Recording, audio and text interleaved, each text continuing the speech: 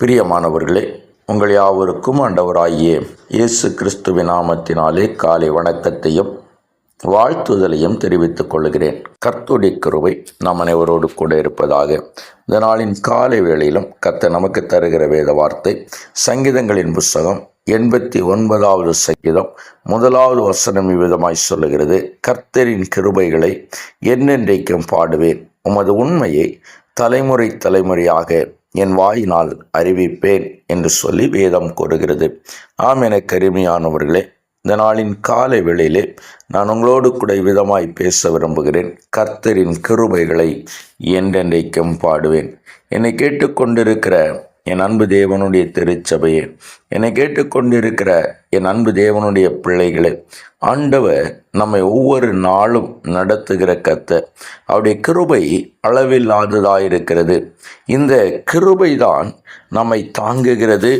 இந்த கிருபையின் மூலமாக தான் நாம் நடந்து கொண்டிருக்கிறோம் என்பதை அநேக முறைகளிலே நாம் அறிந்து கொண்டிருக்கிறோம்.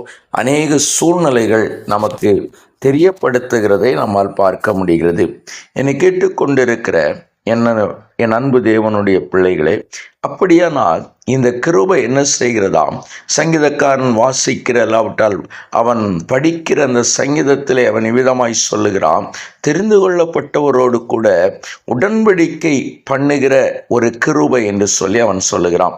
பாருங்கள், அந்த கிருபை எந்த நாளிலும் தேவனால் தெரிந்து கொள்ளப்பட்ட அவரோடு கூட, அந்த பிள்ளைகளோடு கூட, அல்லாவிட்டால் அந்த சந்ததியோடு கூட கர்த்தர் உடன்படிக்கை ஏற்படுத்துகிறார். இந்த உடன்படிக்கை ஏற்படுத்தின கர்த்தர் அதை என்றென்றைக்கும் பாதுகாக்கவும் செய்கிறார் என்பதை நாம் பார்க்க முடிகிறது. எனவேதான் அநாந்தரத்திலே மோசே இஸ்ரவேல் ஜனங்களை நடத்தி கொண்டு வந்த பொழுது ஆண்டவர் மோசேயை பார்த்து சொல்லுகிறார், இந்த ஜனத்தை விட்டு அகன்று போ, நான் இதை காட்டிலும் ஜனம் பெருத்த ஒரு கூட்டத்தை நான் உனக்கு தருவேன் என்று சொன்ன பொழுது மோசே கேட்கிறான், ஆண்டவரே, இவர்களை வனாந்திரத்திலே கொண்டு வந்து சோதரம் அவர்களை வாக்களித்த தேசத்திற்கு கொண்டு போக முடியாதபடியினாலே ஆண்டவர் இவர்களை பாதி வழியில் கொண்டு போட்டார் என்று ஜனங்கள் சொல்வார்களே, அப்பொழுது உம்முடைய மகத்துவமான நாமத்திற்கு என்ன செய்வீர் என்று கேட்கிறார். மோசே இஸ்ரவேலருக்கு வாக்கு பண்ணப்பட்ட அந்த கானான் தேசத்தினுடைய வாக்குத்தத்தத்தை பிடித்து கொண்டே அவன் தேவனிடத்தில் அவன் வேண்டி நின்றான். அந்த வாக்குத்தத்தத்தை பிடித்து கொண்டே அவன் தேவ சமூகத்திலே காத்து நின்றான். எனவே இஸ்ரவேல் ஜனம் காக்கப்பட்டது, அது கானானுக்குள்ளாய் பிரவேசிக்க முடிந்தது என்பதை பார்க்க முடிகிறது.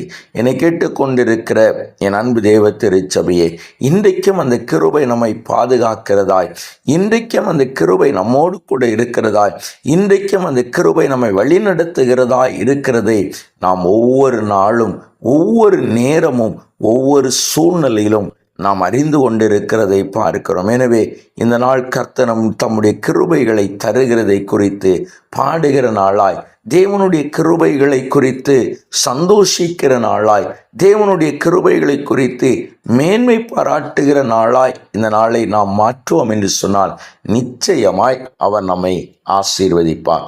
அவனுக்கு தாவீதுக்கு கிருபையை கொடுத்து அவனை ஆசீர்வதித்த கர்த்தர் அவனை மேன்மைப்படுத்தினார், அவனை உயர்த்தினார். அவனை கர்த்தர் சோதரம் குப்பையிலிருந்து, அல்லாவிட்டால் ஆடுகள் மேய்க்கிற ஒரு இடத்திலிருந்து எடுத்து ராஜா என்று சொல்லுகிற ஒரு ஸ்தானத்திற்கு உயர்த்தினார்.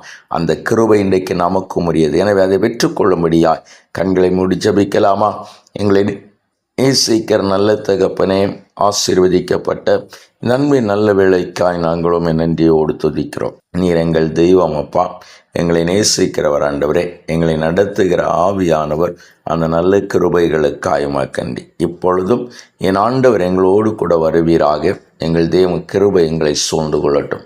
ஆண்டவரே, தாவீது சொன்னான், கர்த்தரின் கிருபைகளை என்றென்றைக்கும் பாடுவேன்.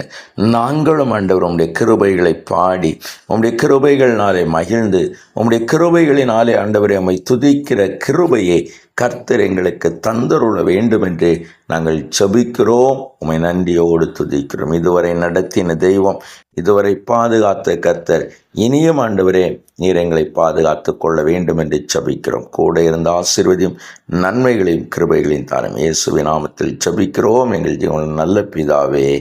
ஆமீன், ஆமீன், ஆம்.